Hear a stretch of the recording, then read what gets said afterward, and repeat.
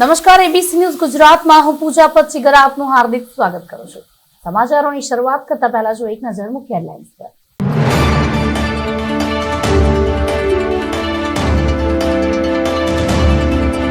હેડલાઇન્સના પ્રાયોજક છે માનસી ઓટો। ત્યાં મળશે દરેક કંપનીની ગાડીઓ, તો આજે જ ખરીદો અને માણો તમારા ઉત્સાહનો આનંદ। ડ્રીલ નર્સરી શરૂ કરનાર સુરત પોલીસ દક્ષિણ ગુજરાતમાં પ્રથમ। સુરત મહાનગરપાલિકા દ્વારા પ્રવાસી શ્રમિકો માટે માઇગ્રન્ટ સેલનો શુભારંભ કરાયો। સુરત શહેરમાં એમ્બ્રોઇડરીના 5 વેપારીઓ સાથે જીએસટીના નામે 40 લાખની ઠગાઈ। જૂનાગઢના બાતવા ગામે 50થી વધુ મૃત પક્ષીઓ મળી આવતા ખળભળાટ મચી ગયો। હવે જોઈશું સમાચાર વિસ્તારથી। સુરત મહાનગરપાલિકા દ્વારા પ્રવાસી શ્રમિકો માટે માઇગ્રન્ટ સેલનો શુભારંભ કરાયો છે।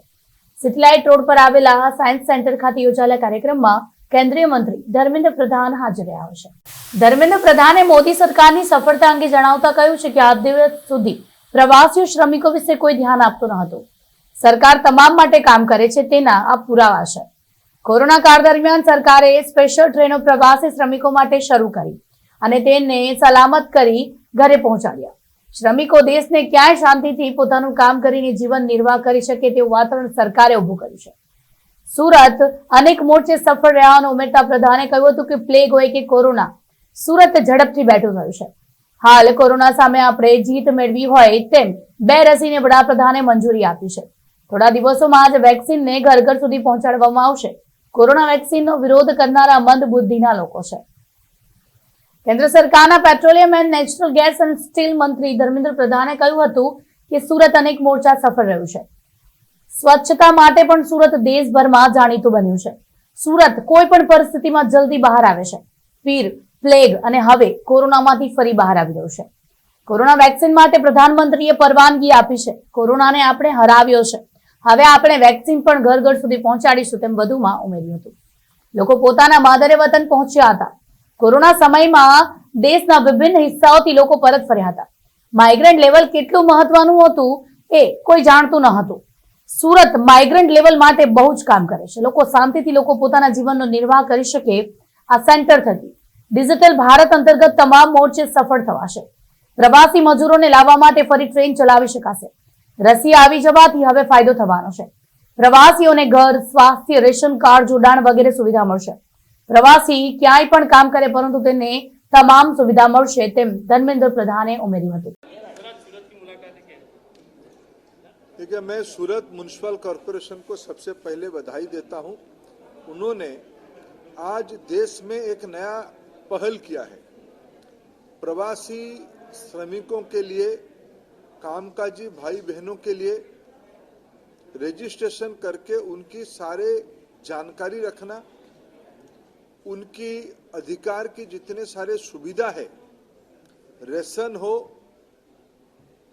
स्ट्रीट वेंडर संबंधित कार्यक्रम हो, स्वास्थ्य सेवा की योजनाएं हो, इंश्योरेंस की योजना हो या श्रमिक कल्याण की अन्य किसी भी प्रकार की सुविधा हो, जो अपने राज्य में, अपने जिले में रहते हुए वो अधिकारी रहते, आज इस माइग्रेंट सेल से जुड़ के सूरत उनकी भी घर है।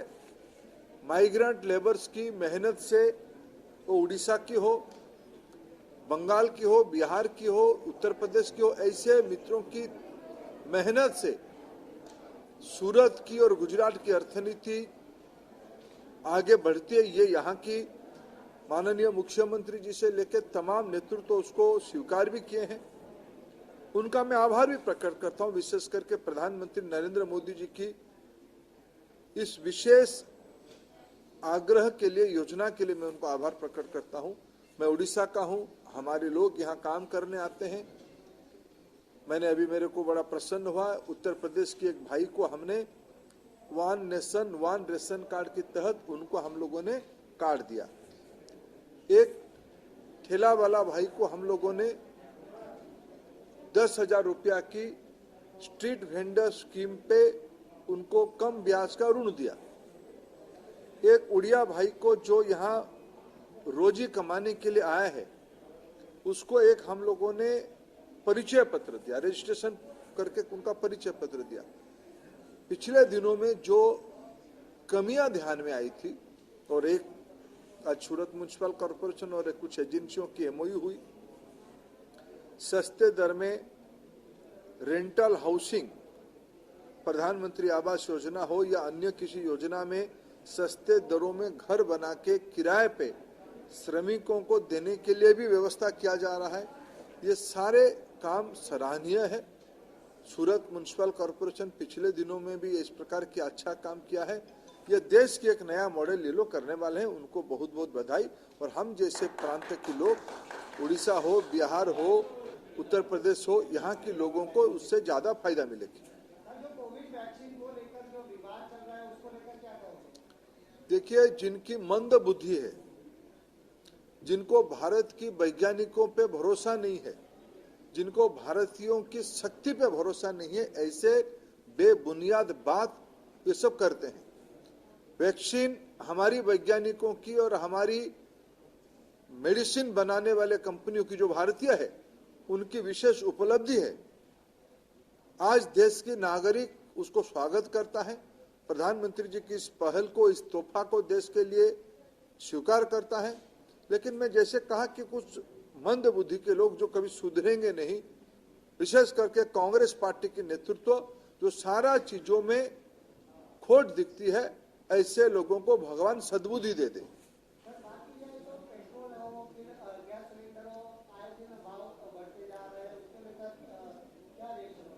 कोई आए दिन भाव नहीं बढ़ता है। इन दिनों में तो दाम स्थिर है और इस महीने में तो घरेलू गैस की दाम बढ़ी नहीं है, इसलिए आए दिन नहीं। ये अंतर्राष्ट्रीय बाजार से हम खरीद के भारतीय लोगों को देते हैं। जब अंतर्राष्ट्रीय बाजार में दाम बढ़ती है, यहाँ भी बढ़ाना पड़ता है। जब घट जाती है, यहाँ भी हम घटाते हैं। जब कुछ नहीं होता हम बढ़ाते भी नहीं है, घटाते भी नहीं। इस महीने में जैसे हुआ, इसलिए ये कोई आए दिन बढ़ता नहीं है। लोग सारे विषयों को समझते हैं। ना ऐसा नहीं होता। ना हम घटाते भी। इन दिनों में भी, इन नवंबर दिसंबर में काफी बार घटा भी है। सर, इंटरनेशनल मार्केट में बैरल का भाव कम होता है, फिर भी पेट्रोल और डीजल का भाव नहीं घटता है। या पुरानी बात कहते हो, अभी दाम बढ़ा है वहाँ अंतर्राष्ट्रीय बाजार में, पर बैरल दाम बढ़ा है अभी। सर, इतने दिनों में कितने पेट्रोल और डीजल के दाम स्थिर है या कम हुआ है? इन दिनों में तो मैं एकदम रोज की स्टैटिस्टिक्स आपको नहीं कह पाऊंगा। इन दिनों में पिछले 3-4 दिन में दाम नहीं बढ़े हैं। और मैं पूरा नवंबर दिसंबर की 2 महीने की एवरेज कहूं, काफी बार घटे हैं, बढ़े भी हैं। Thank you. आंदोलन कर रहे हैं, केंद्र ने जो 3 बिल पास किए उसके क्या फायदे हैं, वो किसानों तक पहुंचाने में क्या मोदी सरकार नाकामयाब रही है? ना, पूरा देखो, देश के किसान मोदी जी के साथ है, कोई अस्पष्टता नहीं है। अगर सूरत जैसे व्यवसाय केंद्र में, मैं आपको एक बात कहूं, अगर यहाँ टेक्सटाइल में पैसा निवेश होती है, डायमंड में पैसा निवेश होती है, हाउसिंग सेक्टर में पैसा निवेश होती है, अन्य उद्योगों में पैसा निवेश होती है, क्या किसानी में, कृषि में पूंजी निवेश नहीं होनी चाहिए क्या? मोदी जी ने पूंजी निवेश बढ़ाने के लिए व्यवस्था किया है। अगर सूरत की कपड़े बाजार भाव पे बिक्री हो सकता है, क्या देश के किसानों की उपज बाजार भाव पे बिक्री नहीं होनी चाहिए? क्या उसको कम दामों में किसी को बिक्री करने के लिए हम बाध्य करें? क्या हम उसके लिए सुधार नहीं करनी चाहिए? ऐसे सुधार हुए हैं। कुछ मित्र भ्रमित है, उनको समझाने का कोशिश किया जा रहा है, वो समझ भी जाएंगे। लेकिन ये कहना गलत है कि देश के किसान नहीं समझाए। देश के किसान, तमाम किसान उसको समझाए। कुछ मित्र भ्रमित है, उनको समझा दिया जाएगा। उड़िया में कह दूं। कैमरामैन अक्षय वादर साथ अरविंद राठौड़, एबीसी न्यूज गुजरात, सूरत।